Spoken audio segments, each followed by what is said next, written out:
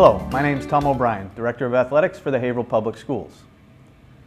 Normally before each season, we hold a preseason informational meeting for all parents and student athletes. With hundreds of athletes and parents involved, it has been difficult to find a night that works for everybody. This year we are pleased to offer this online course, which will permit you, the parents, to watch this at a time that's convenient for you.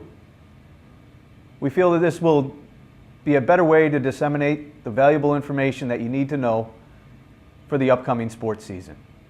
So please take the time to complete this entire course, and at the end fill out the survey that informs the athletic department that you have completed it. Thank you for your support of Haverhill Athletics, and best of luck with the upcoming season. Before participation on a Haverhill Athletics team, the athletic department requires several pieces of information. All this information that's presented here can be found online at hillies.org and click on the Athletics tab. Participation requirements include our participation packet, a user fee, and a valid physical. The participation form is available online or in print form. Again, both found on the website. Both the student athlete and parent must sign off on this form. We do require a user fee of $100 per sport per season. If you qualify for free or reduced lunch, for free lunch the fee is waived. For reduced lunch the fee is $50. You must apply for the free and reduced lunch status through our principal's office. All that information remains completely confidential at all times. Every student athlete must have a valid physical.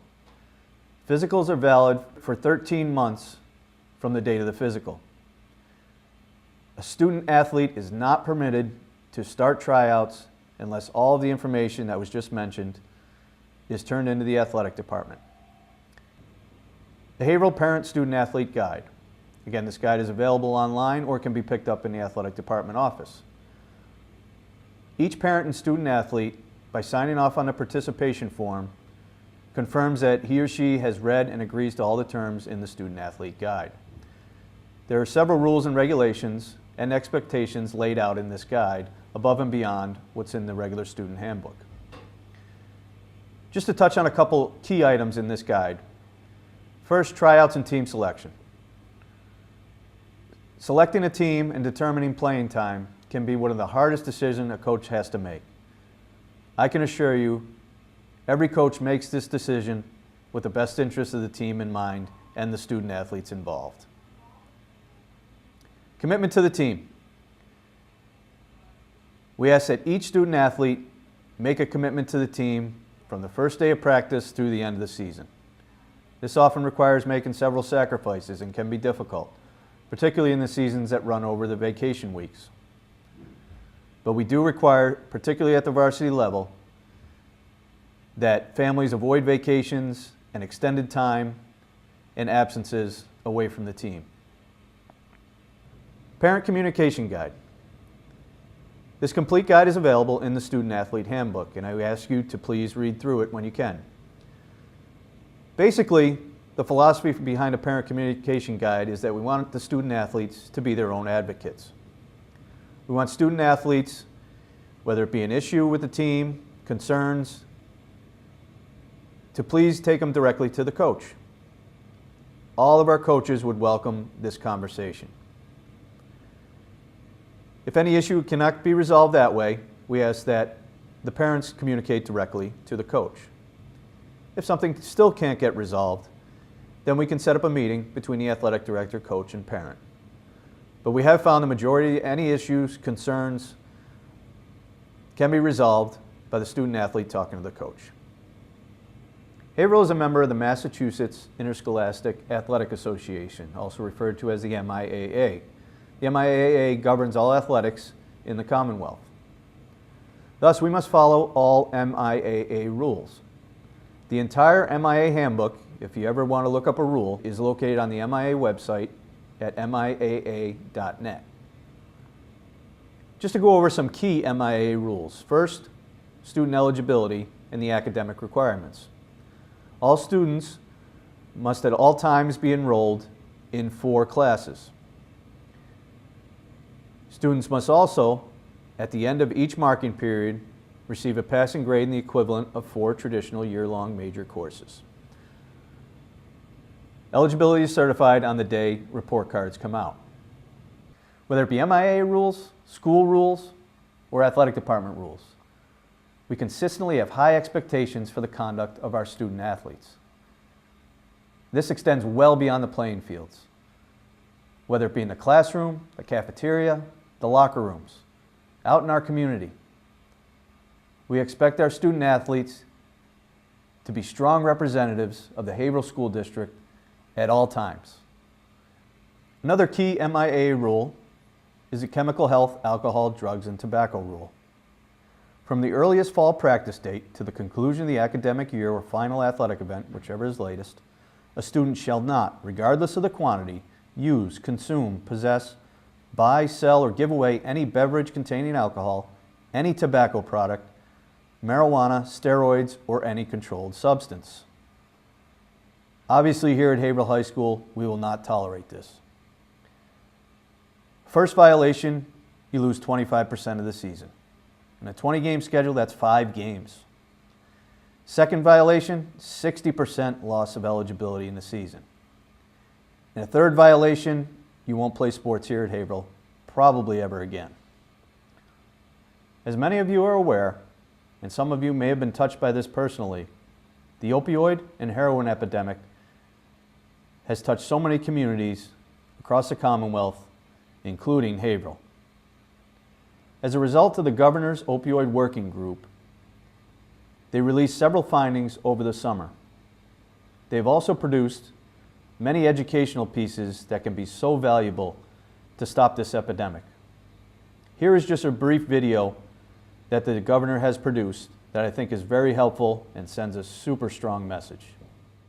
She was that golden child, she was that all-American girl. He took some Percocet out of my cabinet. He had been prescribed Percocet after he had the surgery. My brother started smoking weed, drinking alcohol, taking prescribed medication, and when that got too expensive, he started shooting up. The group of friends that she was hanging out with changed. She didn't really communicate with me as much anymore. He wasn't as put together as he used to be. I'd be like, Brendan, why aren't you going out? Why aren't you seeing the kids? Why aren't you moving? I noticed his grades were slipping and he wasn't starting for the baseball team anymore. He tried a few times, but I think the addiction was stronger and the disease just took over. We never, ever expected this. He graduated from Percocets to OxyContin, and then finally he was introduced to heroin.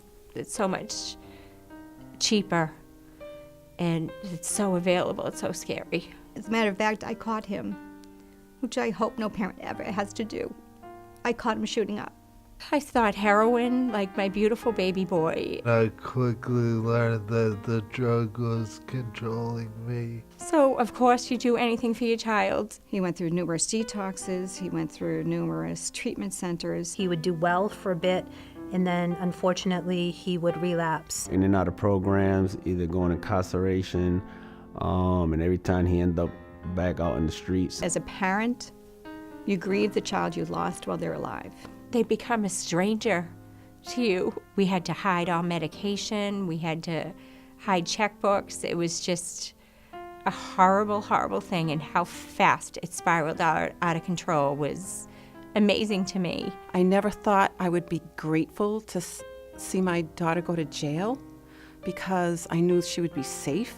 I used to tell my brother, if you keep messing around with drugs, I'm going to end up burying you. He went down to Florida, was in a program for 8 weeks, graduated to sober housing, and called me on day 60 to tell me that he was 60 days clean.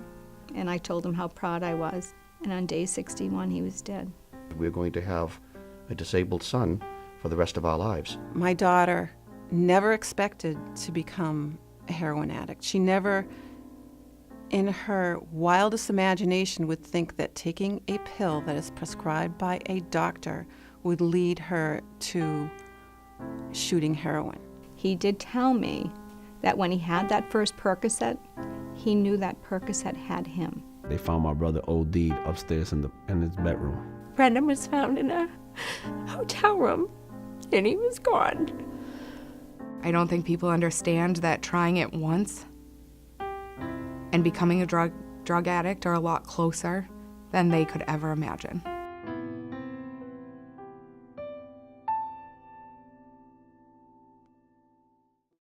Hazing and bullying. Hazing and bullying is something we've taken an extremely strong stance on here in Haverhill and will not tolerate.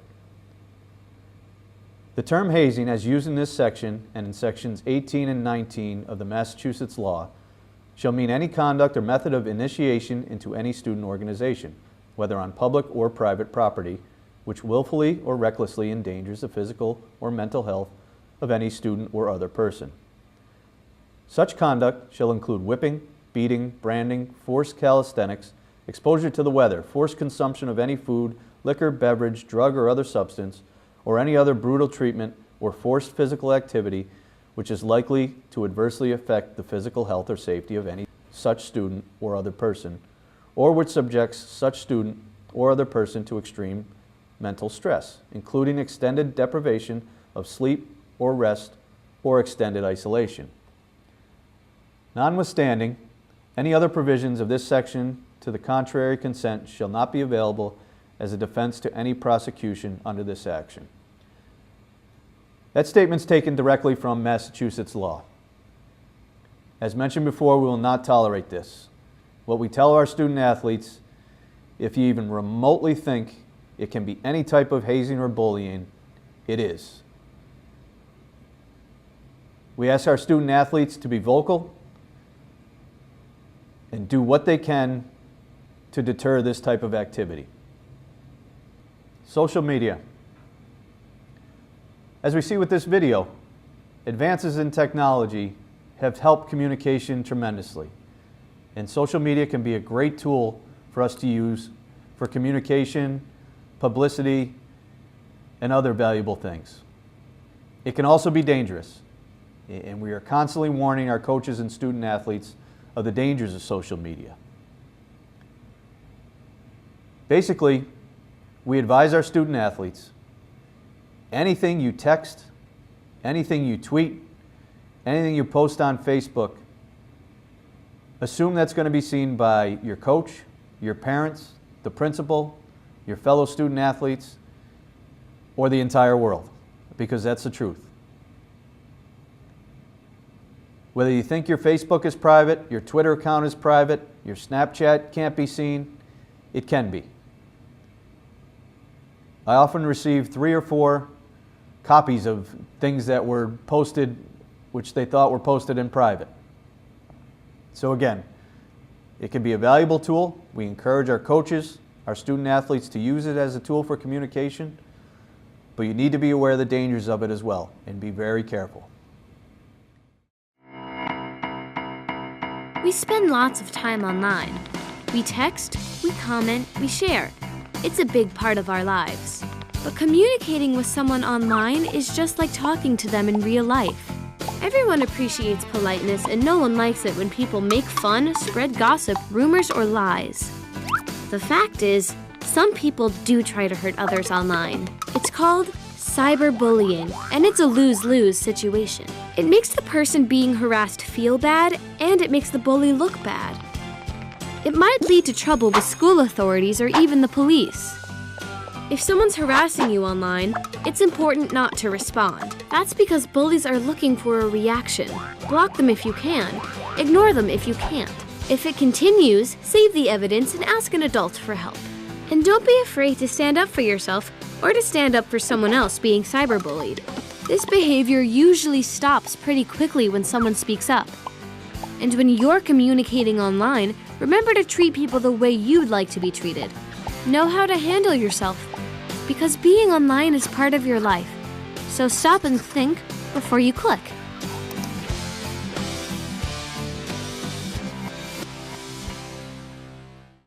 Some additional policies. Attendance or tardiness. Our athletic department rule is a student must arrive by 8 a.m. to be eligible to practice or play in a game that day. Obviously, we still want students to be in school on time on a regular basis.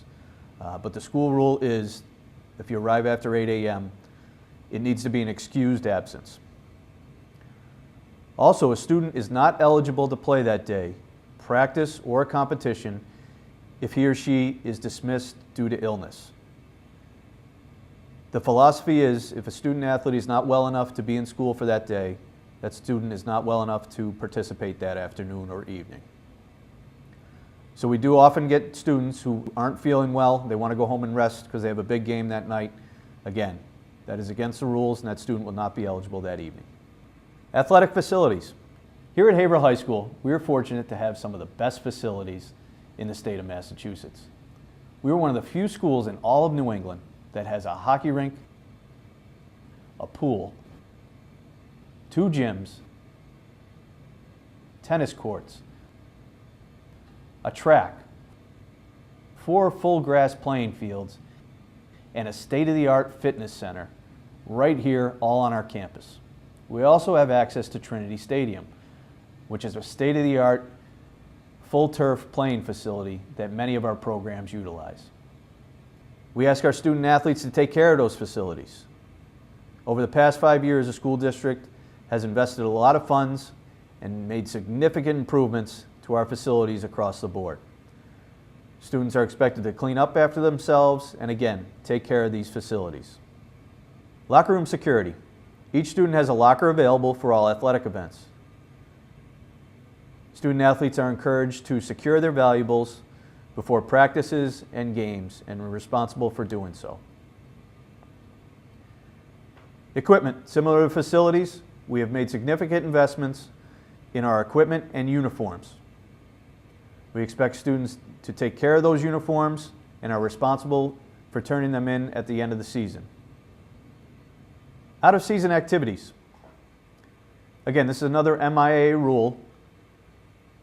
Coaches are not permitted to require anything of a student athlete outside of the prescribed season. Coaches can't hold mandatory practices or, again, force students to do anything in the off-season.